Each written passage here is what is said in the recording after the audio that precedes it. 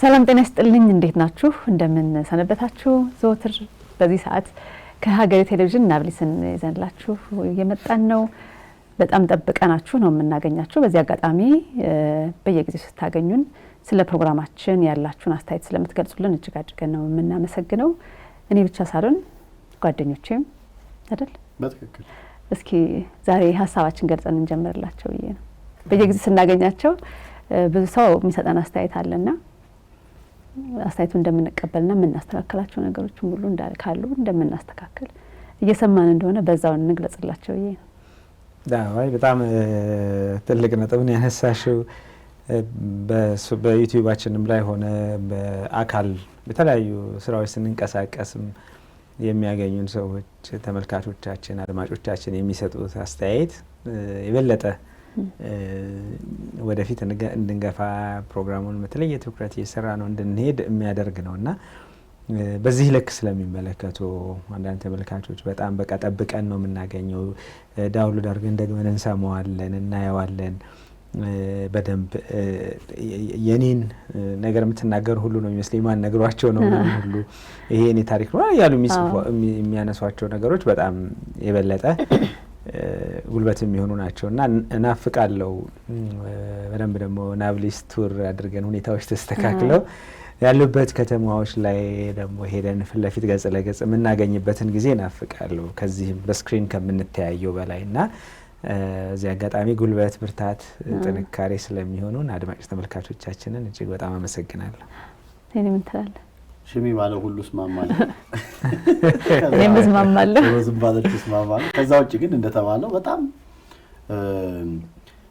ሰዎች ማየታቸው በተለይ ደግሞ በጣም አንዳንድ ጊዜ አስተያየት የሚሰጡን አንዳንድ በጣም ትልልቅ ሰዎች በተለያዩ አጋጣሚዎች ልክ ለውለካ ለሰዎች ጆሮ የሚመጥን of course የቻልነውን ያክል ጥረት እናደርጋለን እንዘጋጃለን ዝም ብሎ ትዝ ያለንና ለማውራት እንጥራለን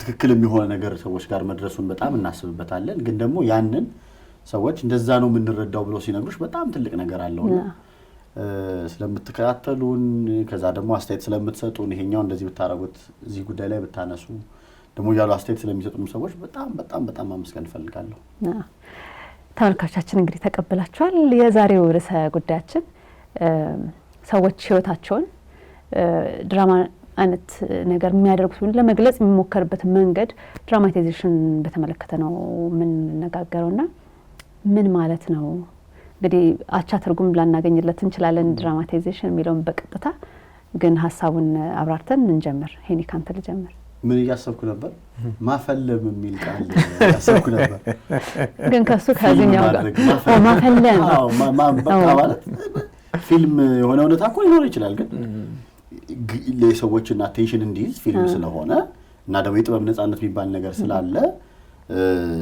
ከእውነታው ውጪ ራሱ የሆኑ ነገሮች ተጨምረውበት ስለዚህ ለምሳሌ ቁልጭ በፊልም ሳይ ትልቅ ሰው ሆኜ ፊልም ሳይሆን አክተር እንደሆነ ውሸት እንደሆነ የእውነት እየሞተ እንዳልሆነ ምናምን አውቃለሁ ይገባኛል እንደዛ ሞሮ ግን ስሜቴን ይዘኛል ስሜቴን እንዲይዘኝ አድርገው ፊልሙን እውነት እንዲመስል አድርገው የተጋነነውን ነገር እንኳን ጨምሮ ሲሰሩት ይገባኛል ያ ፊልም ስለሆነ ነው አልቅሰህ አታውቅም እያወቀው ኢሞሽናል ያደርጋል ኤግዛክትሊ ለፊልም ያለው ነፃነት አሁን ብዙ ሰዎች ማፈለም ያልኩት ለዛ ነው በቃ ህይወታቸውን ሰዎች የግድ በቃ የሆነ ግነት ጨምረው እንደዚህ አድርገው ፊልም እያደረጉት ይመስለኛል እና እኔ ማፈለም የሚለው ቃል በጣም ለዚህ ነው ጥበብም አለ ያለበት ይመስላል እንትን ከስነ ልቦና አንፃር ምንድነው እንዴት ነው የምናየው ካለ ድራማታይዜሽን ይሄ ውስጡ ማጋነንም አለበት ኤግዛጀሬሽንም አለበት ውስጡ ግነት ምንድነው ሲል የተፈጠረውን እውነታ ሐሳባዊ ጉዳዩን ወይም ደግሞ ቶት ሪሌትድ የሆነውን ነገርና ጠባያዊ የሆነውን ነገር ከልክ በላይ እውነታው ከሆነው በላይ በጣም አግንኖ ሌላ የተለየ መጀመሪያ ከነበረው የተለየ ስሜት እንዲሰጥ አድርጎ ማቅረብ ነው ይላል ትንሽ ነገሮች እናብራራ የመጀመሪያው የሆነ የተፈጠረ ማንኛውም ነገር ትውስታ ነው ትውስታ ውስጥ ደግሞ ትውስታ ስንል ትውስታ የእሳቤ ሐሳብ የምንለው ቶት የምንለው ጠባይ የምንለው ወይም ድርጊት የምንለው ቢሄቪየር የምንለው ስሜት የምንለው ድምር ነገር ነው እና አካላዊ ምላሽ የምንለው እነዚህ ነገሮች ትላንትና ወይም ደግሞ የዛሬ 10 ዓመት ለመጀመሪያ ጊዜ እንደዚህ ስታረጊ ምናምን ተብሎ ሰው ሲጠየቅ በስመ አብ የተሰማኝ ስሜት እኮ ምናምን የሳወራ አካላዊ የሆነውን ስሜት በቃ በሰዓቱ ልቤ ድንግጥ አለ እንደዚህ አለ እያለ የሚያወራ አንድ ሰው አካላዊ ምላሹንም ያስታውሳል፣ ስሜታዊ ምላሹንም ያስታውሳል። በጊዜው ቶቱን በሰዓቱ እንዲህ ሊሆን ነው እንዴ ሊፈጠር ነው እንዴ እያልኩ የነበር የሚለውን እሳቤውን ይነግረናል። እነዚህ ነገሮች ናቸው ተደምረው የሚመጡት። ሁኔታውና እውነታው ሲፈጠር ከነበሩትን እነዚህን 4 ነገሮች ከሚገባው በላይ አጋኖ ቅድም ማፈለም ያልኩት ፊልም ሲሰራ ኤዲት ተደርጎ የሆኑ ሲኖች ተገጣጥሞ አይደለ ከዛ የሆኑ ሲኖች ገጣጥሞ ህይወትን እንደዛ ማቅረብ ይመስለኛል ድራማታይዜሽን እና የሌለ እውነታ መፍጠር ነው። ያ ማለት መጀመሪያ የነበረውን እውነታ ይቀይረዋል። ልክ እኔ የፊልሙን አናሎጂ እየተከተልን ስለሆነ በዛው ልቀጥል። ለምሳሌ ፊልም ሲሰራ የማየት እድል ያጋጠማችሁ ሰዎች ወይም ደግሞ ፊልሞች ላይ ካለቀ በኋላ ይሄ ተሳሳቱትን ምናምን ያሳዩን የለ እንግዲህ አስበው ቢሃይንድ ዘ ሲን ያለውን ከቀረጻው በፊት የነበረውን እንደ ባለሙያ ብታየው ትርጉም እኮ አይሰጥም። አንዱ እግሩን አንስቶ የሆነውን አክተር ሲማታ ያለውን ለመቅረጽ 30 ምናምን የሆኑ ሰዎች ካሜራ ይዘው በሆነ ገመድ እየተጎተተ የሆነ እንጨት በሆነ ነገር ይዘው ቦታው አንተ መጨረሻ ፊልሙ ሲያልቅ ስክሪኑ ላይ የሚመጣልህን ቦታ የማይመስል የሆነ ቦታ ላይ የተሰራው ነገር ነው አይደለ? በኮምፒውተር ኤዲቲንግ በምናምን ተጨምሮ ለአንተ ሞር እውነት የመጀመሪያውን ቀረጻውን ያየው ሰውዬ ይሄኛውን ፊልሙን ሲያይ መጀመሪያ ከሚያውቀው እውነታ የተለየ እውነታ ነው የሚያየው። ሰዎች ህይወታቸው ላይ ድራማታይዝ ሲያደርጉ የተፈጠረው እውነታ ሌላ ነው። ኤዲት አድርገው ግነት ጨምረው አሳምረው አቀነባብረው ምናምን አድርገው ሲጨምሩት የሚመጣው እውነታ ሌላ ነው። ሌላኛው ጉዳይ ሌላ እውነት ነው የመፍጠርም ጉዳይ ነው ማለት ነው። በኋላ ላይ ይሄ ለምንድነው እንደዛ የሚሆነው እንዲህ ሲንል የነበረውን እውነት መቀበል አለመቻላቸውን የሚያሳይ ነገር አለው ማለት ነው። ስለዚህ ሌላ አዲስ እውነት፣ ሌላ አዲስ ትርክት፣ ሌላ አዲስ ነገር ለመፍጠር ጥረት የሚያደርጉበት ሂደት ነው ማለት ነው የሚያሳየን። አንድ ነገር ብቻ በጣም አሁን ይሄንን ርዕሰ ጉዳይ አረገድም ስናቀርበው ተመልካቾች አድማጮች እንዲያዩት የምፈልገው ማስበው ነገር በዚህ ሰሞን ሰዎች እንትን ሲጠየቁ ኢንተርቪው ሲደረጉ ስለ ህይወታቸው ሲያወሩ ቀርበው ግንኙነቶቻቸው ሪሌሽንሺፖቻቸውን ሲያወሩ ምናምን የሚሄዱበት የግነት መጠን ልቦለድ እያነበብኩ ይመስለኛል። እና አንዳንዴ ከዛ በጣም እኔ በግሌ በጣም አንዳንዶቹ በጣም ትልልቅ ሰዎች ናቸው ማለት በጣም ትልልቅ ደረጃ የደረሱ ምናምን ሰዎች ሁሉ ሊሆኑ ይችላሉ። እና ቀጥሎ የሚያወሩት ነገር መስማት እስኪያቅተኝ ድረስ ጆሮዬን ይዘጋብኛል ማለት እኔ በልጅነቴ እናቴ ሞታ እንደዚህ ምን በላዋተን እንትን ቆርጥመን ምናምን ማለት የዚህን ያክል ድራማታይዝ መደረግ አለ። በኋላ ላይ እንግዲህ ዝርዝር አወራለሁ። የዚህን ያክል መፈለም አለበት ብዬ አላስብም ጉዳዩና ለሀገር ለሚኖር ኢትዮጵያዊ ለአብዛኞቻችን እውነታ ይመስለኛል። ይሄና መነገር የሌለበት ታሪክ አይደለም የኔ ጥያቄ። በጣም እያጋነኑ በቃ እንደዚህ እያደረጉ የሆነ እያስለቀሰ እነሱም እያለቀሱ ይሄም ደግሞ ሌላኛው ተመልካቾች በጣም ጥንቃቄ እንዲወስዱ ፈልገው ሰዎች ስሜቶቻቸውን መግለጻቸው ማልቀሳቸው ልክ ነው አይደለም እያልኩ ያለሁት የዚህን ያክል ግን ግነትና ጉዳዩ በቃ እንደው ስለዚህ ያንዳንዱ ሰው እየወጣ ስለዚህ ጉዳይ የሚያወራበት ድራማታይዝ የሚያደርግበትን መፍጠር ግን ኮመን እየሆነ የመጣ ይመስለኛልና ቆም ብሎ ይሄንን ነገር ማስተዋል ጥሩ ነው የሚል ሐሳብ አለኝ። በጣም ጥሩ። ከትርጉሙ ባሻገር ሽሜ አንድ ሌላ ተጨማሪ ነገር እንደምታብራራለን ዛሬ ይሄን ሌላ ቃል ቢፈጥርም አንተ አታጣም እስቲ አንድ ሌላ ቃል ይፈጥር አንድ ቃል ተጨማሪ ምን ማለት ነው የሚለውን ማይታል መነሻው ምንድነው? ሰዎች ለምንድነው ታሪካቸውን በዚህ መልኩ ድራማታይዝ ማድረግ የሚፈልጉበት ምክንያታቸውስ ምንድነው እንደሚለው በዛው ብንሄድ ጥሩ ነው። ምናልባት ወደ መነሻው ሰፊ ነገሮች ስለሚኖሩ እሱ ከመሄዴ በፊት እንደው የሚገለጥበትን መንገድም በዚሁ ከትርጉሙ ጋር አያይዘን ነክተነው ብንሄድ አዲስ ቃል ለመጨመር እናንተ ዘጋጁም ስለዚህ የቃላቱን እንግዲህ ውርስ የተሰጠለን እሳቸውም ትንሽ አላቸው ባለፈው ጠቅሻለሁ። ባልተሰጠኝ ስልጣን ነው ስልጣን የተሰጣቸው እሳቸው ናቸው። እንግዲህ ይሄ ነገሮቹን ድራማታይዝ የማድረግ ወይም ካላቸው ነገር በላይ ያጋኖ የማቅረቡን ነገር በሶስት መንገድ ሊገለጽ ይችላል። አንዳንድ ሰዎች ምንድነው የሚያደርጉት? በጣም ፍጹም የሆነ በጣም በቃ ይሄ አይዲያል የምንለው አይነት ህይወት እንዳላቸው ማሳየት ይፈልጋሉ። እውነታው እንደዛ አይደለም። ቀደም ሄኔ እንዳነሳው ቲያትርም ድራማ ነው ፊልም ምናምን ሲቀረጽ በጣም የተመሰቃቀለ ትርምስምስ ያለ ነው ከመድረክ በስተጀርባ ያለው። አንዱ እዛ ላይ ቁልጭ ብላ የምናያት አክሽን ብዙ ትርምስ ተፈጥሮ ፌል አድርጎ ተስቆበት ተሳስቀው ተጎድተው ምናምን ሁሉ ሊሆን ይችላል። ከዛ ከብዙ ሙከራ በኋላ ነው እዚህ ያን ሁሉ አናየው።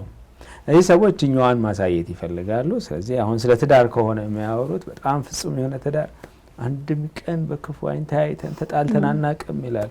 እኔ እንደዛ ሲሉ ሰዎች አኖራችሁ አታውቁም ማለት ነው እላለሁ። ማለት ምክንያቱም ያ አይደለም ፍጹም ጥሩ የሆነ ትዳር ማለት ደግሞ ግጭት የሌለው ትዳር ማለት አይደለም። ግጭትን በአግባቡ እየፈቱ የሚሄዱበት ልዩነት የሌለበት ማለት ሳይሆን መከባበር ያለበት ነው። እዚህ ልዩነትም ሲኖር አንዱ አንዱን ሀሳብ አክብሮ የሚሄድበት ነው። ይሄ በቃ በጭራሽ ይኸው ይሄን ያክል ዓመታችን አንድ ቀን ተጣልተን አናውቅም ይላሉና ስለዚህ በጣም ፍጹም የሆነ እና ለሌላው ሰው ይርቅበታል ማለት እንዴት አድርጌ ነው የሌለ ነው ምናባዊ ነው እዛ ጋር የተፈጠረው። ምናቡን ግን እውነት አድርገው ፍጹማዊ አድርገው የማቅረብ አይነት ድራማታይዜሽን ነው ያለን። አንዳንዶቹ ደግሞ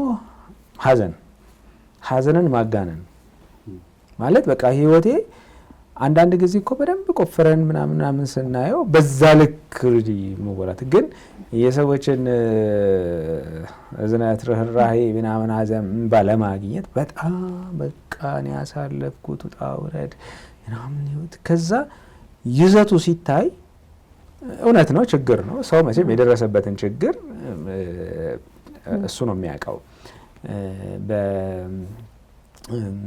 በኦሮሞ ማህበረሰብ ዘንድ የሚነሳ አባባል አለ። ሰው ደህና አደርክ ይላል፣ አዳሩን የሚያውቀው ባለቤቱ ነው። እና ያንን ያ ጉዳይ ትከሻው ላይ የፈጠረበትን ክብደት ግለሰቡ ነው የሚያውቀው። እውነት ነው። ግን በዛ ልክ ሀዘንን የሌሎችን ሀዘን ለማለት በጣም አሳዛኝ አድርጎ በቃ በጣም እንትን ምንድነው አሳዛኝ ድራማ አድርጎ ሰው ሲያወራ ሌላው መገለጫው ሶስተኛው መገለጫው ማአት ይሄ ካታስትሮፋይዚንግ በቃ ማአት ጉድ ፈላ ብታዩ ምናምን በቃ እና ዛሬ ያየሁት ጉድ ያሬ ደረሰብኝ ነገር እንደው በሌላ በጠላታ ይድረስ ምናምን ሁሉ ምናምን ብሎ ይጀምራል ማለት ነው። እዛ ጉዳዩ ሲመጣ እና ለምንድነው ካታስትሮፋይዝ የምናደርገው? በጣም በቃ ማአት ቁጣ አይነት ነገር አድርገን ጉዳዩ እና በእነዚህ ሁሉ መንገዶች ነው እንግዲህ ድራማታይዝ የሚደረገው ማለት ነው። ከነ አካል እንቅስቃሴ ከነ ምን ማላ የሚገቡ ድምጾች ምናምን ሁሉ አሉ ምናምን እንቅስቃሴዎችና ያ ሆኖ ይወጥበስ ታመልክ ተጋኖ ተወና ማፈለም እንደዛ ሆኖ ሲቀርብ በጣም ከባድ ነው። በኋላ ምንድነው ችግሩ የሚለውን እናያለን። ምን አይነት ተጽዕኖዎችን ይፈጥራል በዚህ መልክ ነገሮች። በተለይ ደግሞ አሁን ሶሻል ሚዲያ ከመጣ በኋላ ሚዲያዎች ከተስፋፉ በኋላ ሚኒስትሪሙ ሚዲያ ቢሆን ቴሌቪዥኑ ሬዲዮኑ ከመጣ በኋላ ሶሻል ሚዲያ የበለጠ ነው። ምክንያቱም አንድ እንትን ይበቃኛል በቃ አንድ ቆንጆ ስልክና ማይክ በቃ በቂ ነው። እነዚህ ከመጡ በኋላ የበለጠ ምክንያቱም ተደማጭ ለማግኘት ተመልካች ለማግኘት ሼር ቪው ምናምን ለማግኘት ሲባል በጣም ህይወትን ሌላ ቅርጽ እየተሰጠ መምጣት ጀመረና በጣም ከባድ አድርጎታል ደግሞ አሁን የሚዲያው መስፋፋት ማለት ነው። ምክንያቱ ምንድነው ከምን ይመነጫል የሚለውን የተወሰኑ ነገሮች ላንሳና እንግዲህ እኔ ያክልበታል። አንደኛው ትኩረት የማግኘት ጥማት ነው። አቴንሽን ሲኪንግ እንግዲህ በስነ ልቦናው ስቲሬኒክ የምንለው ኦር ናርሲሲዝም ከነዛ ጋር የተያያዘም የሰብእና መቃወስም ሊሆን ይችላል እና ትኩረትን የመፈለግ ትኩረትን የማግኘት ይሄ ዋው የእሱ ህይወትማ በመባል አድናቆት ሊሆን ይችላል። አሊያም ደግሞ ወይ ስታሳዝን እንዴት አይነት ምስኪን ናት፣ ምን አይነቱ መዓት ወረደበት ምናምን የሚለውን ነገር ከመፈለግ ሊሆን ይችላል የሚመጣው። አንዱ ምክንያት ይሄ ነው። ሁለተኛው ስለ ራስ ያለ ዋጋ ዝቅ ሲል፣ ለራሳችን የምንሰጠው ግምት አነስተኛ ሲሆን፣ ያን ተከትሎ ኢንሴኪሪቲ ማለት በቃ ማንም አይፈልገኝም፣ ማንም የኔ ጉዳይ አይደለም የሚል አይነት ውስጣዊ የሆነ ጉድለት ሲኖር እሷን ለመሙላት የምናደርገው ጥረትም ሊሆን ይችላል። ከዛ ውጪ ይሄ የሆኑ ቦታዎች ላይ ቁጥጥር የማግኘት ኮንትሮል ማለት በቃ ጉዳይ መሆን አጀንዳ መሆን መፈለግ ማለት ስለዚህ አየሩን አሁን ያለነ ቫይራል የሆነ እንላለን አይደለ? ምንድነው ቫይራል የሚያደርገው ነገር? በቃ የየሰው ቤት ያንዳንድ ሰዎች ጉዳይ በየሚዲያው ስንገባ ምናምን እንደዚህ ሆኖ እኮ እንደዚህ ተፈጥሮ እኮ እንደዚህ ሲባል እናያለን። ወስደን ከዛ ትንሽ ቆይቶ ደግሞ የዚህ እውነታው ሲገለጥ የሚል ደግሞ ይመጣል። ገበናው ሲገለጥ ከዚህ ግነት ጀርባ ይመጣ እንደገና ብቻ በዚህኛውም በዛኛው መንገድ የሆነ ኮንትሮል የማድረግና የራስንም የሌሎችንም ጉዳይ እንደ ራስን የመከላከል ይሄ ዲፌንስ ሜካኒዝም የምንለው በስነ ልቦና የዛ የሆነ የጎደለን ነገር የመሙያ የመከላከል መንገድም ሆኖ እናገኘዋለን። አንዳንዴ ይሄ ነገር የሚመጣው የማጋነን ራሱን የቻለ ደግሞ ስለ ልቦና ችግር አለ። አጋናኝ ትንሽ የራስሽን ታሪክ ለራስሽ ሲነግሩሽ ልክ እኔ ስለ ጋብቻ ስናወራ ዛፎ ጠበቃ ማለት ነው። ሴትዮዋ በራሳቸው ታሪክ መልሰው አለቀሱ። እኔ ያህል ይበደለኛል መሰለኝም ነበር አሉ። እንግዲህ ያንን ድራማታይዝ ያደረገበት አጋኑ ያስቀመጠበት መንገድ ነው፣ የገለጸበት መንገድ ነው በራሳቸው ታሪክ መልሰው እንዲያለቅሱ ያደረጋቸው እናቲቱ። እና የዛ አይነት ደግሞ የማጋነን ጠባይ ደግሞ ልማድ ያላቸው ሰዎች አሉና ከነዚህና እነዚህን ከመሳሰሉት ነገሮች ሊነሳ ይችላል። ምክንያቱም ሁለት ነገሮች እንደመነሻ ሊሆኑ ይችላሉ ወይ ብዬ ይሄን ወደ አንተ ማመጣው፣ አንደኛው አሁን የደረስክበት ቦታ የደረስኩት በዚህ ምክንያት ነው ብሎ ምክንያት ለመፈለግም ይሆናል ወይ፣ ሁለተኛ ደግሞ አሁን ሽሜም እንዳለው ከውስጥ በሚመጣ ስሜት መነሻ ሊሆን ይችላል። ውጪ ግን የውጪው አትሞስፌር ደግሞ የምናያቸው ነገሮች የተለያዩ ቃለ መጠይቆች ወይም ደግሞ ያን አይነት ታሪክ የሚገልጹ ሰዎች ያገኙትን ነገር አግኝቶ እሱስ ደግሞ መርቶ ሊያስገባቸው ይችላል ወይ? ይሄም እነዚህ መነሻ ሊሆን ይችላል ወይ? አግሮ ውስጥ ገብተሻል ገባውዚ ነበር ገብተሽ ሽሜ ሲናገር ምጨምራቸው ሁለት ያሰኩ የነበረውን ሐሳብ ገብታ ያወጣች ነው መሰለኝ።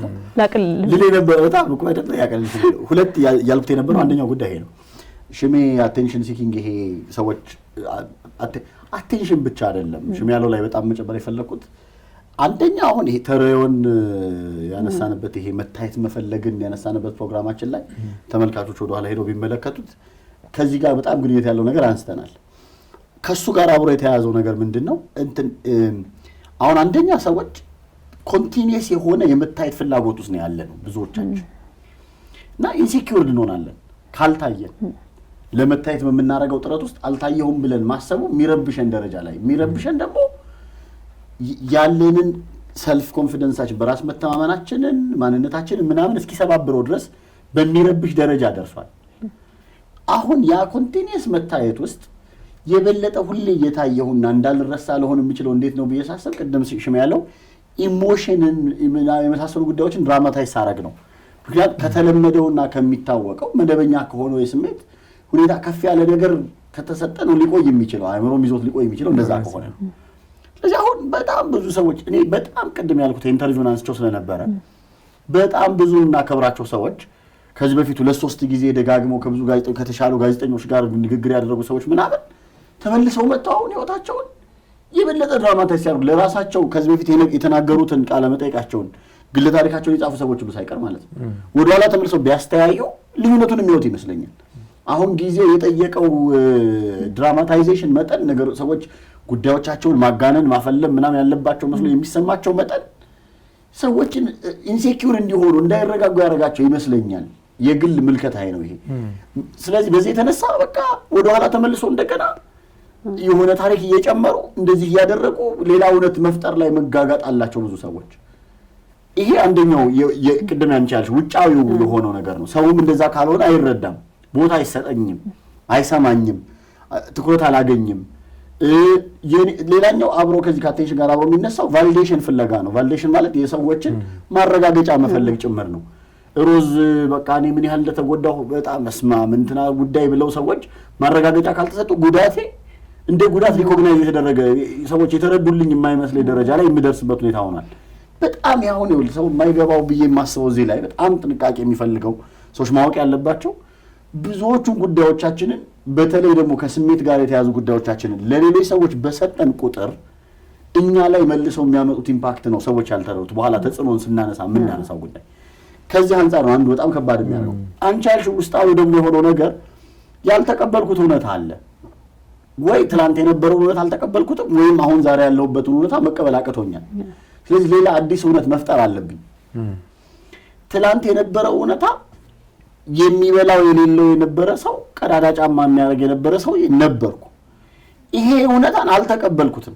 ለምን ነው የማልቀበለው? አሁን የደረስኩበትን ሳስበው የሆነ ድራማታይዝ አድርጌው የሆነ ነገር ፈጥሬ ምናልባትም ደግሞ አዲስ ትረካ ፈጥሬ ዳኮ ሆኜ አይደለም ግን አሁን ዛሬ የደረስኩበት ሀብት ላይ እንድደርስ ፑሽንግ ፋክተሪ ነው ብዬ ትረከኝ ካልቀየርኩት በስተቀር የሆነ ወቅት ላይ ምንም የሌለ ደሃ መሆኔን መቀበል እማልችልበት ሁኔታው ሲሆን ነው ያንን እውነታ የሚቀየር ትርክት የምፈጥረው ድራማታይዝ የማደርገው ማጋነን የምጨምረው። ወይ ደግሞ በተቃራኒ አሁን ያለሁበት ሁኔታ ልክ አይደለም በሆነ ማጭበርበር በሆነ መንገድ ሊሆን ይችላል እዚህ ደረስኩት። ይሄንን ጀስቲፋይ ማድረግ አለብኝ። ምንድነው ማረጋገጥ አለብኝ። ለማረጋገጥ ልክ ነኝ የሚለውን ነገር ለማስጨበጥ ሪትሮስፔክቲቭሊ ወደ ኋላ እያጠነጠኩ ልክ በዴክ ዘመን ደርሻለሁ። እሺ በዴክ ዘመን ሰዎች ወደ ኋላ ስታረጊው ሪዋንድ ስታረጊው እንደዚህ እየታየ ነበር የሚሄዱት ሰዎች ሲሉም ታያዋለህ። እንደዚህ ሲሄዱ ይታያል ወደ ኋላ። ልክ እንደዛ ሪዋይንድ እያደረጉ ሰዎች አዲስ ትርክት መፍጠር ይፈልጋሉ። የአዲስ ትርክት ለመፍጠር የሚያደርጉት ትግል አሁን ያለውን እውነታ ለመቀበል ነው። ስለዚህ ችግርም ነው ያለውን እውነታ ካለመቀበል ነው። ሶስተኛው ግን ከዚህም ውጪ በሆነ ሁኔታ አሁን የግድ እያንዳንዱ አንዳንዴ አዲስ ነገር ከማጣታችን የተነሳ ለሁሉም ሰው ጊቨንና ነውን የሆነውን የታወቀውን ጉዳይ ሳይቀር ነው ድራማታይዝ እያቀረብን ያለ ነው። ሶስተኛው ምክንያት ደግሞ የማስበው አሁን አንቺ ካልሽው ውጪ ከውጫዊም ከውስጣዊም ውጪ አዲስ ነገር የመጥፋት ጉዳይ ነው። አዲስ ነገር የመጥፋት ጉዳይ ማለት አስቢው ኢትዮጵያ ደሃ ሀገር ናት። በቃ ማለት በድህነታችን የኮራው አይደለም ግን ደሃ ነን። ይሄን መቀበል አለብን። ደሃ ሀገር ውስጥ የሚኖር አብዛኛው ሰው ድህነት የሚያመጣቸው ኢምፓክቶች ህይወት ውስጥ ይኖራሉ። ስለዚህ የሚበላው ሰው ያጣል፣ መታከሚያ አጥቶ ሰው ይታመማል፣ መታከሚያ አጥቶ የሆነ ሰው ጋር መበደር ይኖርበታል። በቃ ይሄ እኮ እውነታ እኮ ነው። ድራማታይዜሽን እኮ አያስፈልገው። እንኳን እኛ የተረጋገጥነው ድሆች ይቅርና ኢትዮጵያ ውስጥ ቢሊዮነሮች እኮ ድሆች ናቸው ኢትዮጵያ በመኖራቸው የተነሳ። እኔ እንደዛ ነው የሚገባኝ። ምክንያቱም የቱንም ያክል ቢሊዮን ብር ቢኖራቸው አገሪቷ በድህነት ውስጥ ያለ ስለሆነች የቱንም ያክል ሌክዠሪ ማድረግ ቢችሉ አቅም ቢኖራቸው አገሪቱ ባላት ልክ ነው መሆን የሚችሉት። እነዚህ ሰዎች ያንን ቢሊዮን ሀብታቸውን ይዘው ሌላ ሀገር ቢሆኑ ኖሮ የተሻለ መሆን ይችሉ ነበር። ግን የደሃ ሀገር ውስጥ ስለሆነ ቢሊዮን ያላቸው ደሃ ሀገር ውስጥ ስለሆነ ሊያረጉ የሚችሉት ትንሽ ነገር ነው እንኳን የተረጋገጥነው ደሃ ሀገር። ስለዚህ አሁን እንደዚህ ያለ ነው ሰዎች ወደ ኋላ ብንመለስ በሆነ የህይወታችን አጋጣሚ የሆነ ነገር አተን ቤተሰቦቻችን የሆነ ነገር ለማሟላት ተቸግረው ስትራግል ያደርጉበት ጊዜ ምናምን የሌለው ሰው ማናል? ይሄ እውነታ ነው። በቃ ደሃ ሀገር 80-90% የሚሆኑ ሰዎች ደሃ ሀገር ውስጥ የሚኖሩ ሰዎች እውነታ ነው። ገበሬው ደሃ ነው፣ ስለዚህ ይቸገራል። ስለዚህ በክረምት በጣም እህል በሚጠፋበት ጊዜ ሳማ ይበላል። በቃ እኮ ምን እንትን አለው። እንደ ከተማ ለሚኖር ሰው ደሞዝ አልበቃ ብሎት ከሰው ይበደራል። የሆነ በዓል ልጆቹን በሆነ ነገር ሸውዶ ያሳልፋል። ይሄ የየቀን ህይወታቸው የሆኑ ሰዎች አሉ። ይህንን ጉዳይ አቃኖ የሚያስቀርበን ጉዳይ በቃ ትኩረት ፍለጋ ካልሆነ በስተቀር አዲስ ነገር ማጣት ካልሆነ በስተቀር ምን ሊሆን ይችላል? ስለዚህ እኔ በቃ በልጅነቴ ገርማል እኔ ተለየ እኮ ነው እናቴ እንደዚህ ብላ ምናምን ብሎ አሁን የሚመስለኝ ኢንተርቪው የሚደረጉ ሰዎች በሙሉ ሌላው ለምሳሌ የትዳር ግንኙነቶቻቸውን የፍቅር ግንኙነቶቻቸውን ቁጭ ብለው በቃ በድራማታይዝ እያደረጉ የሚተርኩ ሰዎች ተጎድቻለሁ። ብዙ ትዳሮች ባለማወቅ ጉዳዩን ባለመረዳት ከዚህ በፊት ስለጋብቻ ባነሳ ነው ጉዳይ ላይ ሰዎች የሚጎዱ በኢሞሽናሊ ምንም ጉዳት የሚደርስባቸው ትዳር እንዳለ ብዙ እናውቃለን። ይህን ድራማታይዝ እያስደረገ የሚያቀርብ ከዛ የሚጋባ የቅድሙን ስጠቅሰው የነበረው ልክ ሴትዮዋ እንዳሉት ጠበቃው ሲያነብ ባል ይሄን ያህል ጉዳይ አላውቅም ነበር የሚለው ከዛ ለካ የኔም ባል ጉዳይ እንደዚህ መቅረብ ይችላል የሚለው እየፈጠርን ነው። ይጋባል። ከዛ እኔም እንደዚህ እኮ አይነት ታሪክ አለኝ እንዲህ ወይኔ በጣም የሚገርመኝ ነገር ልንገር። የሆነ ሶሻል ሚዲያ ላይ አይ ቲንክ አሁን ከማወራው አይነት ጋር ግንኙነት ያለው የሆነ ሰው ቀርቦ ነበር ይመስለኛል፣ አላየሁትም። የትዳር ላይ ባሏ እንዴት ይጎዳት እንደነበር ምናምን የሚያሳይ አይነት የሆነ ነገር የቀረበ ሰው ነበር መሰለኝ። እሱ የቀረበበት ሰሞን እንደሆነ የምንቀመጥበት አንድ ካፌ ያለ የሚታወቅ ቦታ ደጋግሞ መሄድበት እዛ ቁጭ ብለን ከኋላችን የነበሩ ሰዎች ያወራሉ። ልጅቷ ምን ስትል ሰምቻት መሰለኝ ቀደመችኝ። እንደዚህ መነገር እንደሚችል ታሪኩን ባቅኖሮ ነው ከእንትና ጋር ያሳለፍኩትን እኮ ማውራት ይችል ነበር ምናምን ያለሰው ማከረብ ይወጣባ ተቀደምኩ። ድራማታይዜሽን መደረጉ ሁሉ መቀደም እየሆነ ነው።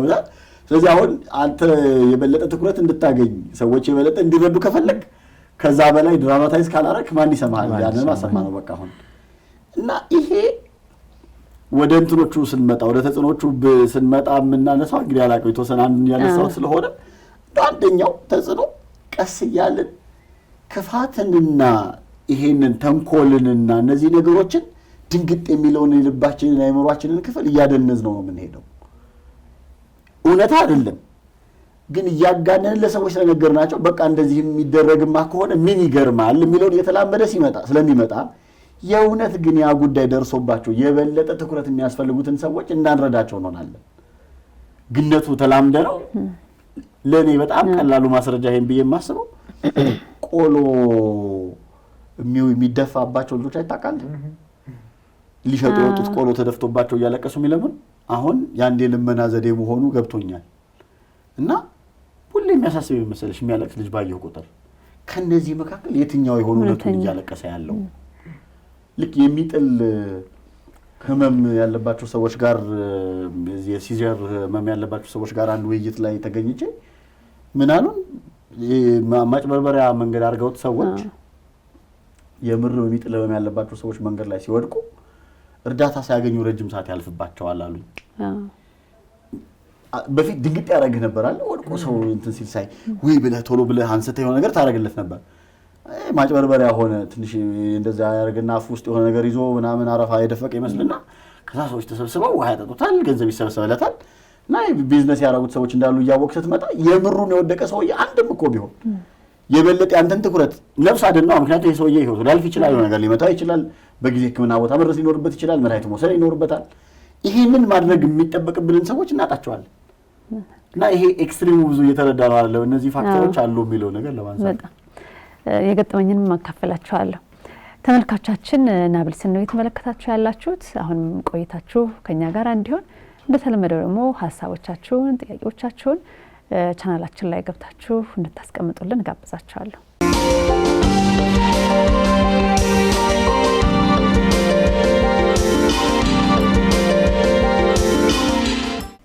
ጥሩ እንትን ያነሳው ብዬ ነው። አሁን ቅርብ ባለፈው ሳምንት ነው እኛ አካባቢ ጥሩ የለበሰ ንጹህ ልብስ የለበሰ ሰው መንገድ ላይ ወድቋልና ምንም ሰው ወደ አጠገቡ አልደረሰም ነበር።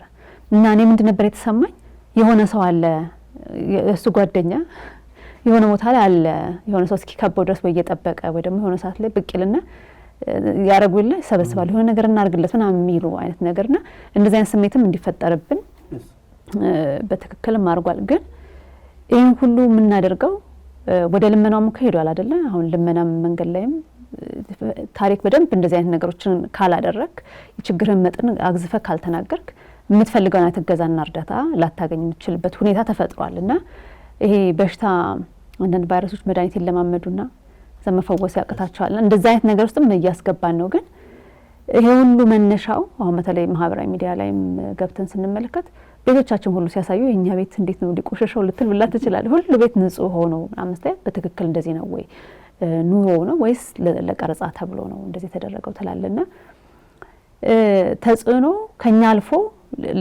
ሌሎችም ላይ እንትን ሊያደርግ ይችላል። ከተጽዕኖ በፊት ይሄኛው አቴንሽን ለማግኘት ብቻ ነው ወይ? ከዛ ደግሞ አቴንሽኑም የሚቀጥል ነገር አለ ወይ? የሚቀጥል የሚሰጠን ወይ ደግሞ እናገኘዋለን ብለው የሚያስቡት ጥቅም አለው ወይ ብለን ማየት እንችላለን። እንደ አቴንሽን ለማግኘት ብቻ ነው ወይ ይሄን ነገር የሚሆነው? አይ አቴንሽን ለማግኘት ብቻ አይደለም።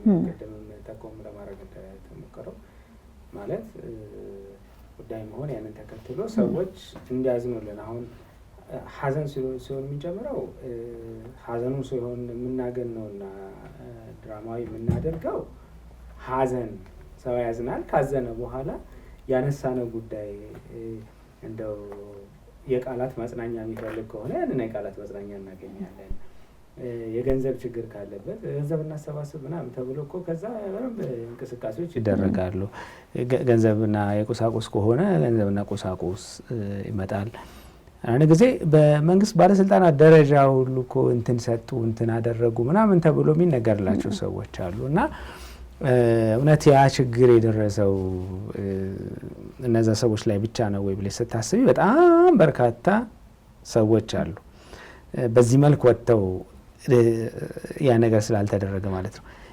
በጣም ብዙ ስቶሪዎች አይተናል ሚዲያ ላይ የቀረቡ ግን መጨረሻ በደንብ ተሄዶ ሲፈተሽ ብዙዎቹ በተባለው ልክ እንዳልሆኑና እንደውም ተጭበረበርን ተታለልን ምናምን ሁሉ የሚሉ ነገሮችን እና ያንንም ጥቅም ፍለጋ ከምርም ደግሞ ችግርም ገጥሟቸው ግን ችግሩን ትንሽ ገና እናደርገው ደግሞ ከዛ ችግር መውጣት የሚችሉበትን መንገድ መፈለግም ይኖረዋል እና ብዙ ነው እንትኑ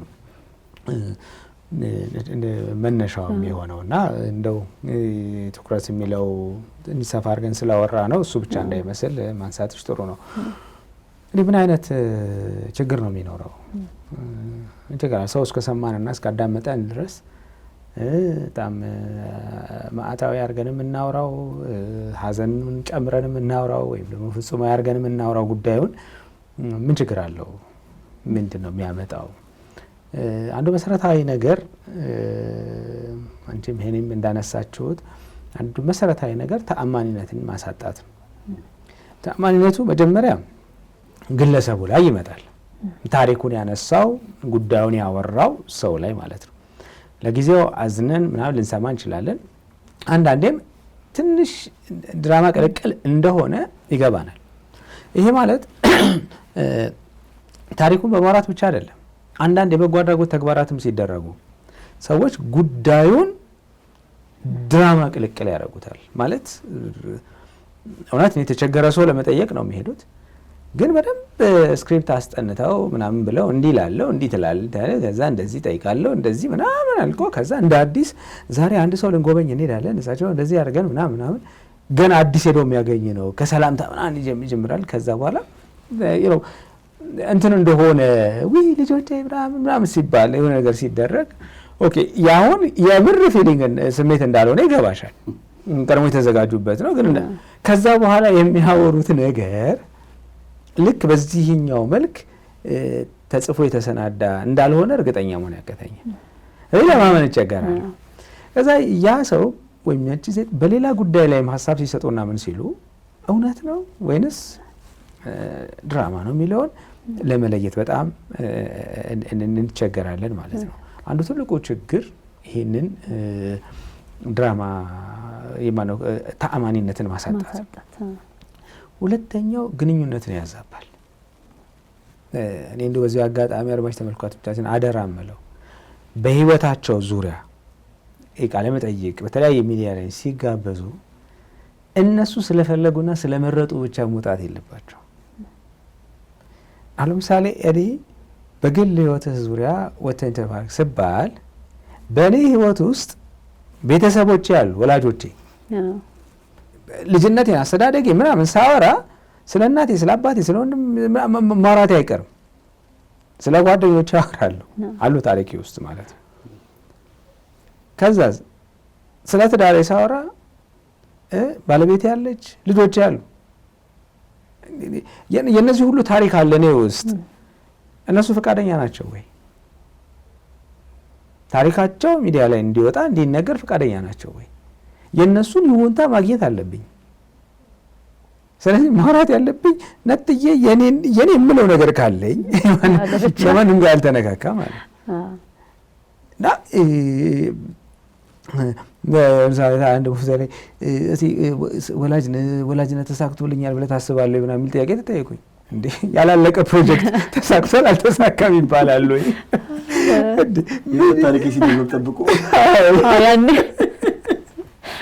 እና ያላለቀ ፕሮጀክት ምንም ኦንጎይንግ ነው። እና ስለዚህ ባለቤቶች አሉ እና ያንን በደንብ ግምት ውስጥ መክተት። አለበለዚያ ምን ይሆናል? ወጥተው ስለ ቀድሞ ፍቅረኛቸው ያወራሉ አንዳንድ ሰዎች ቅጥቅጥ አድርገው። እንዴት ነው የዛን ሰው ጉዳይ አደባባይ ላይ ለመዝራት ማን ነው እንትኑን የሰጠኝ?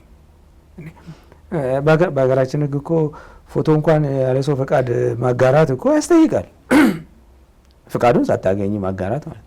አሁን አንዳንድ ኢንተርናሽናል ድርጅቶች ምናምን ይሄ ስልጠና እንኳን ሲሰጡ አስቀድሞ ጋር ስልጠናው ሲጀምር ፎቶ እናነሳለን። ፎቶውን የምንጠቀመው ለዚህ ዓላማ ነው።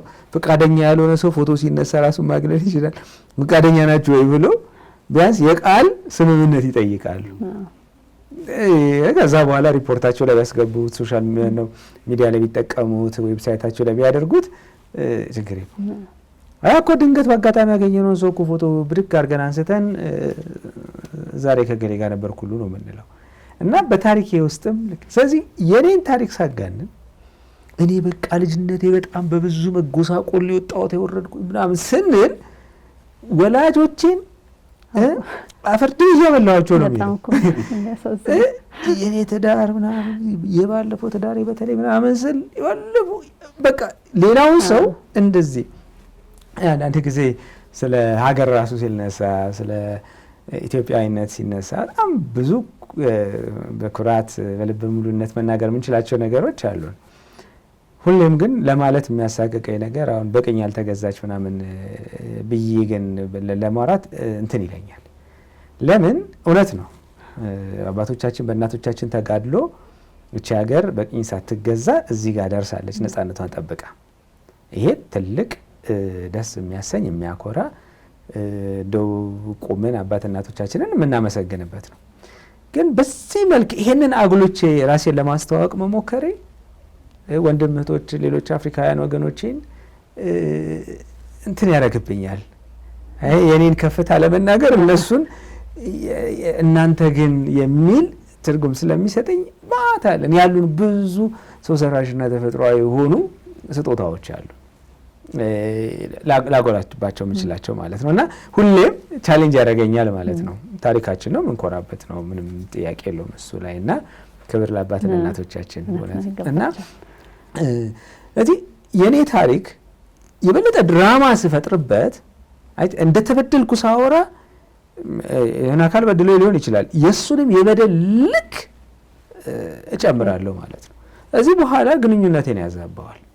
ከሌላው ሰው ጋር የሚኖረኝ ግንኙነት በተለይ ደግሞ የታሪኩ አካል ከሆኑት ሰዎች ጋር የሚኖረውን ግንኙነት በጣም ነው የሚያዛባው።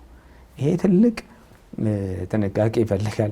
ሌላው ያልተገባ ውድድር ውስጥ ይከታል። አሁን እኔ ቅድም ያነሳ ተቀደምኩ ስለዚህ ከገሌ ታሪክ እንደ ከሷ የባሰ ታሪክ አለኝ ብሎ ያስቀምጣል። ያችን ታሪክ ለመጣት ይሞክራል ማለት ነው። በእኔ የደረሰ በማንም አልደረሰም ብለው እኮ የሚናገሩ ሰዎች አሉ። የኔማ የተለየ ነው ይላሉ ሰዎች። የኔማ የተለየ ነው። የትኛውን ሪሰርች ሰርተን ነው? እንደውም ከመግባታችን በፊት ስናወራ ላስለቅሳችሁ ምናምን እያልኩ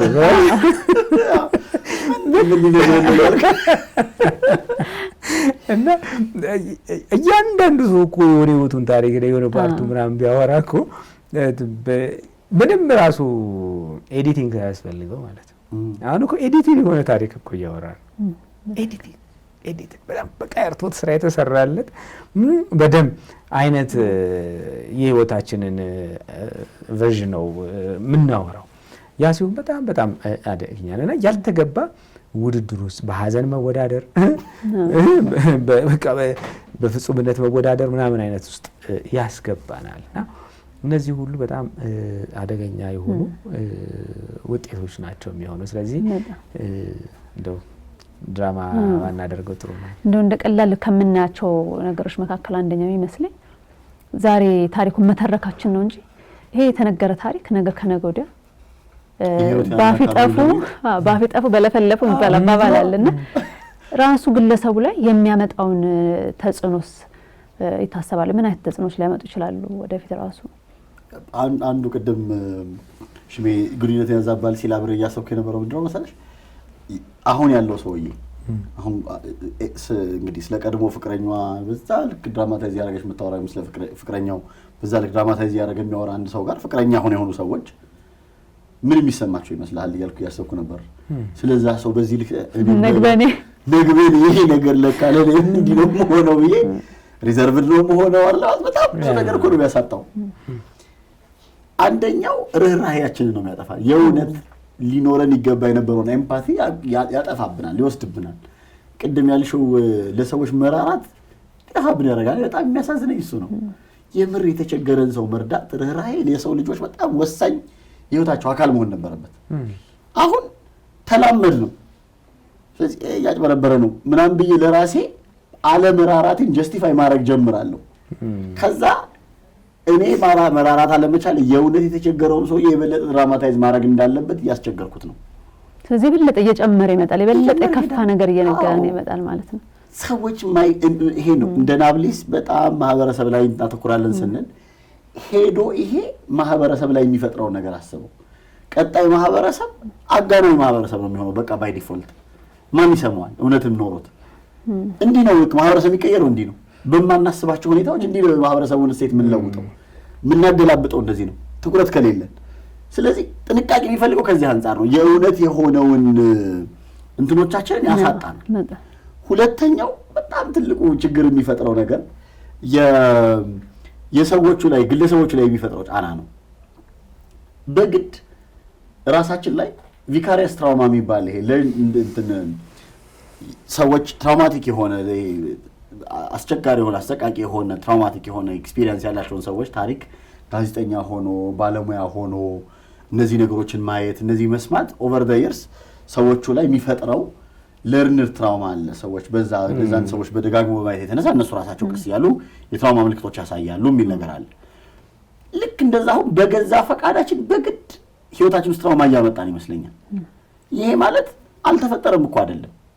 አስቸጋሪ ሆኖ ግን ያለፍነው ተቋቁመን ያለፍነው ጉዳይ ነው። የግድ ትራውማ ሆኖ የሚረብሸን መሆን አይጠበቅበትም። በጣም ጥቂቱ ነው ትራውማ የሚሆነው። አሁን ግን ወደ ኋላ ሬትሮስፔክቲቭሊ ራሳችን ህይወታችን ላይ ትራውማ እየጨመርን ነው በግድ። በቃ እኔማ አባቴ እንዲህ ሲያረገኝ እንዲህ ሲሆነ ምናምን የግድ በቃ ህይወቴ ውስጥ እነዚህ ይሄ ማለት አሁንም በጣም ተመልካቾች እንዲረዱት የምፈልገው የምርም አቢዩዚቭ የነበሩ ጉዳት የሚያደርሱ አጥቂ የነበሩ ሰዎች ህይወታቸው ውስጥ የሉም ያልን አይደል። ግን በጣም ከመለማመዳችን የተነሳ ሁሉም ሰው እንደዛ እየሆነ እየሄደ ነው። ይሄ በጣም ችግር የሚፈጥር ነው። ግለሰቦቹ ላይ በርናውት ያመጣል። ግለሰቦቹ ላይ ደጋግመሽ ይሄን ኔጌቲቭ የሆነውን ነገር ያጋነንሽ እንዲያልሽ በነገርሽው ቁጥር ሰውነት መቀበል ማመን ይጀምራል። አእምሮ መቀበል ማመን ይጀምራል። ከዛ የምር በዛ ሂደት ውስጥ ያለፉ ሰዎች የሚሰማቸው ምልክቶች አንቺ ማሳየት ትጀምራለሽ። ተስፋ መቁረጥ፣ መናደድ፣ ማዘን፣ መከፋት እንዲህ ነገሮች እንድንላመዳቸው ያደርጉናል። በግድ እናመጣቸዋለን ራሳችን ላይ። መተው መቸገር ሌላ ጉዳይ ነው። ጎትተን አመተን መቸገር ግን ሌላ ችግር ነው። እነዚህ ነገሮች እንፈጥራለን። እውነታዎችን ባስቀረን ቁጥር የመጨረሻው አራያነትን እናጠፋለን። የምርም እኮ በሆነ ችግር ውስጥ አልፈው ለሰዎች ጥንካሬ ምንጭ መሆን የሚችሉ ታሪካቸው ማሳመን የሚችሉ ሰዎችን እያጠፋን እንሄዳለን። እና ተጽዕኖ እንደ ማህበረሰብ በጣም ሰፊ ነው። በጣም ሰፊ ነው። እነዚህ ነገሮች በጣም ትኩረት ካልሰጠንባቸው በስተቀር እየዘራናቸው የምንሄዳቸው ነገሮች በጣም እንትን ያደርጉናል። በጣም እንግዲህ ብዙዎቹን ተጽዕኖችና ችግሮችን ዘርዘረናልና ያው ሰዓታችን ስለሚገድበን ምን እናድርግ? እንደዚህ አይነት ታሪክንም መንገር ራሱ መልሶ ስለሆነ ራስን የሚጎዳው ለተናጋሪውም እንደገና ደግሞ እንደ ማህበረሰብም ደግሞ ምን ማድረግ እንችላለን? እንዴት አድርገን ይሄን ነገርስ መቀየር እንችላለን የሚለውን ትንሽ ነጥብ ሽሜ እንዲጠቀለው ስለምፈልግ አንድ ሁለት ፈጣን የሆኑ እንትኖች ላንሳና መፍትሄዎች ምን ማድረግ የሚለው ላይ ለሽሜ ልስጥ። አንደኛው በጣም ትልቁ ጉዳይ ምንድነው ልናደርግ የምንችለው የሚለው እውነታን እንደ እውነታ መቀበል በጣም አስፈላጊ ነገር ነው። እውነታን እንደ እውነታ መቀበል ማለት የነበረው እውነታ እውነት ነው በቃ እና እውነት ነው ስንል የነበረ የተደረገ የተፈጠረ እውነት ነው። በጊዜው የነበሩት ስሜታዊ ምላሾችም አካላዊ ምላሾችም ትውስታዎቻችንም እሳቢዎቻችንም ነበሩ። አቃቸዋለሁ ተፈጥረዋል ነበሩ። ይሄን እውነታ ለመቀየር መጋጋጥ አያስፈልገኝም ብሎ እውነትን እንደ እውነት እንዳለ መቀበል እንደተፈጠረ መቀበል አንዱ በጣም አስፈላጊ ጉዳይ ሊሆን ይችላል። ሰዎች መለማመድ ያለባቸው አንደኛው። ሁለተኛው ሁሌ እንደምንለው አሁን ያነሳናቸውን ተጽዕኖች ሰዎች ቆም ብለው ማሰብ ቢችሉ ሌላ ሰው ላይ የሚፈጥሩትን ሌሎች ማህበረሰብ ላይ የሚፈጥሩትን ነገ ላይ የሚፈጥሩትን ዛሬ ለሆነ ነገር ለማግኘት ያደረኩት ጉዳይ ነገን ተከትሎኝ የሚሄድ የሆነ ነገር የሚፈጥርብኝን ቀድሞ ቁጭ ብሎ ለዛው ለወደፊት ብሎ ማሰብ ለሀገር ማሰብ ለማህበረሰብ ማሰብ የሚባለው ነገር ልምምዱ ይሄ ይመስለኛል። ስለዚህ ይሄን ማሰብ ቢችሉ ሁለተኛው። ሶስተኛው በጣም ሰዎች ይሄንን እንትን ከማድረግ አንፃር ጉድለቶቻቸውን ቢያውቁ ቅድም ዲፌንስ ያለው ሽሜ አንዱ መነሻው የሆነውን ጉድለታቸውን መሸፈኛ አድርገውት ነው። የሸፈነው ጉድለት የለም ማለት አይደለም። የሆነ ቀን ጎዶሎ መሆኑ ይታወቃል። የሆነን ጉድጓድ ሰዎች እንዳያውቁት የሆነ ነገር ላይ ለበስ አድርገሽ በሆነ ነገር ብትሸፍኘው የለም አይደል ይመስለው መኖሩን የምታየው መቼ ነው? የሆነ ቀን የገባበት ቀን ዲን የሚያክል ጉድጓድ አለ ትላለህ። ጉድለት አይሸፈን በመሸፈን አያልፍ። ለጊዜያዊ መፍትሄ ሊሆን ይችላል። ጉድለትም ካለ የምርብ የተፈጠረ ጉድለት ካለ ከሚመለከተው ባለሙያ ጋር ከሚያክሙ ሁኔታዎች ጋር ሃይማኖታዊ የሆኑ ጉዳዮች ላይ ከነዚህ ነገሮች ጋር በሚያክም መልኩ ራስን ማድረግ ነው እንጂ መሸፋፈኑ አያዋጣም። እንደዚህ ድራማታይዝ እያፈለሙ መሸፋፈኑ መፍትሄ አያመጣም የሚለውን ሰዎች ቢረዱ ቢሉን ሶስት ነጥቦች ማንሳት ፈልጌ። ብዙ የተለየ ነገር የለውም። ምንድነው በቃ የኔ ታሪክ ክሮኖሎጂካል በሆነው ከውልደቴ ጀምሮ እስከ ዛሬ ድረስ ያለው ታሪክ የኔ ታሪክ በቃ የኔ ነው። ደብቀው ምናምን ብለው እውነታውን አውቀዋለሁ። አሁን ሰዎች ስለኔ የሚሉትን ሰዎች እኔን የሚያዩበትን መንገድ መቀየር እኔ ራሴን የምመለከትበትን መንገድ ከስሩ አይቀይረውም። ለጊዜው የሆነ ስሜት ይፈጥራል። ቅርብ ጊዜ እንደውም አንድ ወዳጄ እያወጋን ምን አለኝ፣ ሰዎች ይመጡና አሁን የደረሱበትን ምናምን ነገር ምናምን በቃ በጣም በእንትን ሊያወሩኝ ይሞክራሉ እና በዛ ወሬያቸው መካከል ግን እኔን ትንሽ እንትን ስለዚህ ምንድነው የሚፈልጉት? እንደውም ይሄ ኢንሴኩሪቲያቸውን ማሳጅ እንዳደርግላቸው ነው የሚፈልጉት አለ እና ከዛ እሱ ደግሞ በጣም አቀኛ ልጅ ነው፣ ፊት ለፊት ነው የሚናገረው እና በዛ ምክንያት ያንን እያጡት ሲመጡ ግባቸው አልመታም ማለት ነው። ለምን እነዚህ ሰዎች ያንን ቢሉ ምናምን ቢደርጉም ከምር ያ ስሜት አይሰማቸውም ውስጥ። ከዚህ ሰውን ቢያገኙ ቫሊዴሽን እያለ ያነሳ ነው ነገር አይቀይረውም፣ ታሪኩን ከመሰረቱ አይቀይረውም። ስለዚህ ኤዲት ለማድረግ አንሞክር፣ ግልነት አንጨምርበት። በተለይ አሁን ባለው በዚህ በማህበራዊ ሚዲያ ዘመን ላይ ምክንያቱም እኔ ከዛ ጀምሮ እዚህ ድረስ መጣ እያንዳንዱ ፓዜ ላይ የነበሩ ሰዎች አሉ እውነቱን የሚያውቁ ማለት ነው። አንኤዲትድ የሆነውን ስክሪፕት የሚያውቁ ያልታረመውን አርቶት ያልተሰራለትን ጽሁፍ ያውቁታል፣ የህይወትን ጽሁፍ። ስለዚህ ይመጣል ማለት ነው። በዛ ምክንያት እኔ ለመሸፈን በሞከርኩ ቁጥር እየተገለጠ ነው የሚመጣው። ስለዚህ እኔ ይሄ ነኝ በቃ ደን። ከዛ ያን ለማድረግ ግን መቀበል አለብኝ፣ የኔን እውነታዬን መቀበል አለብኝ። አክሴፕታንስ በጣም ኢምፖርታንት ነገር፣ ወሳኝ ጉዳይ። በቃ አሁን እዚህ ጋር መጥቻለሁ። ምንም እኮ ዛሬ የሚያስመሰግነኝ ነገር ካለ በቃ ያስመሰግነኛል፣ የሚያስወቅሰኝ ነገር ካለ ያስወቅሰኛል። ምንም በቃ እዚህ ጋር ነው መቀበል ነው፣ እሱኑ መቀበል ነው። አንድ የታሪክ ምናምን እንደዚህ ላይ ብዙ ጊዜ የሚጽፉ ሰው የግጥም መጽሐፍ ጻፉና አሁን በህይወት የሉ ከዛ እንደገና መግቢያው ላይ ጀምሮ እኔ ግጥም ጽፌ አላውቅም፣ ግጥም ጻፊም አይደለሁም ምናምን እያሉ እንደው ለማስተዛዘን ሞከሩ ማለት ነው። አንዱ ወዲያው በፌስቡክ ላይ ክሪቲክስ ትችት ሂስ ጀመረ ማለት ነው። እንግዲህ እጽፋለሁ ብለው ጽፈዋል፣ ስለዚህ ተተቸቶ ይህን ካሉ አለመጻፍ ነበረ፣ ከጻፉ ደግሞ ይተቿታል፣ ማስተዛዘኛ ያስፈልገውም ብሎ ትችቱን ጀመረ ማለት ነው። እና የሚያስተቸኝ ነገር ካለ ተቻለሁ ምንም። ሌላው መሰረታዊ ነገር አንዳንድ ጊዜ በህይወታችን ውስጥ ትግል ያጋጥመናል። አንደኛ ያ ትግል የኔ ብቻ ትግል አይደለም። የኔ ታሪክ እዚህ ምድር ላይ ተከስቶ የማያውቅ ልዩ ታሪክ ምናምንም አይደለም። ያን ያህል ስዕል መፍጠርም የለብኝም። ሰዎች ያላሳለፉት፣ ሰዎች ያላለፉበት ፈተና አይደለም። በቅርጹ በይዘቱ ልዩነት ሊኖር ይችላል። በጊዜ ቅደም ተከተሉ ምናምን ልዩነት ሊኖር ይችላል እንጂ እኔ ብቸኛ በቃ የሆነን ነገር አሸንፌ ወጣሁኝ ምናምን አይነት የኔን የሚመስል ማት ታሪክ ያላቸው ሰዎች አሉ። ስለዚህ ልዩ አድርጎ ለማቅረብ መጨነቅ አያስፈልገንም።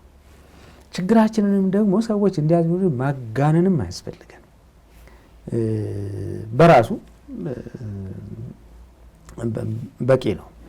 የአንድ መጽሐፍ አለ ኢትስ ኦኬ ኖት ቱ ቢ ኦኬ።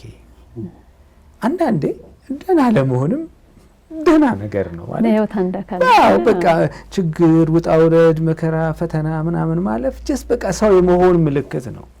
በቃ ሰውነት ነው። ስለዚህ ኢትስ ኦኬ ማለት ምንም ግነትና ምናምን ወይም ደግሞ በጣም ይሄ ካታስትሮፋይዝ አድርጎ ምናምን የሆነ ቁጣ ማአት ምናምን አድርጎ ማስቀመጥም የቱስ አያስፈልግም። በቃ እንደ አንድ የህይወት ክፍል ያንን ነገር አቅርቦ ማለፍ በጣም ወሳኝ ነገር ነው በህይወታችን ውስጥ እና በጣም እንደው ድራማዊ ለማድረግ እና የተለየ ቅርጽ ለመስጠት ሞከር አያስፈልግም። ከምንም ነገር በላይ ሪሌሽንሺፕ ግንኙነትን የሚያዛቡ ነገሮች እንደው ልንጠነቀቅባቸው ይገባል። ከምንም ነገር በላይ በቃ ለሰው ልጅ ሪሌሽንሺፕ ወሳኝ ነው። ስለዚህ ያለፈው ነገር አልፏል። ሰዎች ቤታችን ውስጥ በድለው ሊሆን ይችላል፣ በጎ አድርገውልን ሊሆን ይችላል። በጎውን ደግመን ደጋግመን ብናነሳው መሰየው ክፉ ነገር እንትን ላይ እያወጡ ትላንት ያመሰገናቸውን ዛሬ ወቀሳ ማጠቃለያ እንዲሆነኝ አንድ ማለት ህይወትን ሳናጋን ነው በራሱ ምስክር ሆኖ እንደሚቆም አንድ የፍልስፍና መምህር ያሉትን ነገር ላንሳና ቋጫለሁኝ። እውነት የተለየ ምስክር አያሻትም፣ ለራሷም ለሐሰትም ምስክር ሆና ትቆማለች። ያንተ ቤት ያማረ መሆኑን ለማሳየት ከጎን ያለውን ቤት ኮሳሳነት ማውራት ወይም ደግሞ ቤቴ ውብ ነው እያልክ ማውራት አይጠበቅብህም። ቤትህን አሳምረ ስራ። ከዛ ሰዎች ያሉ ይሄ ቤት እንዴት ያምራል ይላሉ። ከጎን ያለው ኮሳሳም ከሆነ ያኛው ቤት ግን ኮሳሳ ነው ሊሉ ይችላሉ። እዚህ እውነት የተለየ ምስክር አያሻትም፣ ለራሷም ለሐሰትም ምስክር ሆና ትቆማለች። ህይወታችን የተለየ ምስክር አያሻው ለራሱ መቆም ይችላልና አርትዖት እንስራለት ለህይወታችን ነው። በትክክል ለዚህ ነው እንዲዘጋው የፈለኩት። ጥሩ አዘጋግ ቀድመ ገብተዋል። ተመልካቾቻችን እንግዲህ ዛሬ ያዘጋጀነው ዝግጅት ይሄን ይመስል ነበረ። እያንዳንዱ ዛሬ የምንሰራው ስራ በሙሉ ነገ ምን አይነት ተጽዕኖ ያመጣል የሚለውን ነገር ቀደም ብለን እያሰብን ተጠንቅቀን እንድንኖርም ለማሳሰብ ጭምር ነው። የተረፈውን ደግሞ እናንተ ቤታችሁ ውይይት እያደረጋችሁበት እያሰፋችሁት ለለውጥ የሚጠቅማችሁን ነጥቦች እንድትወስዱ አደራ እንላለን። ስለ ቆይታችን እጅግ አድርገን የምናመሰግነው። ሰላም ነው።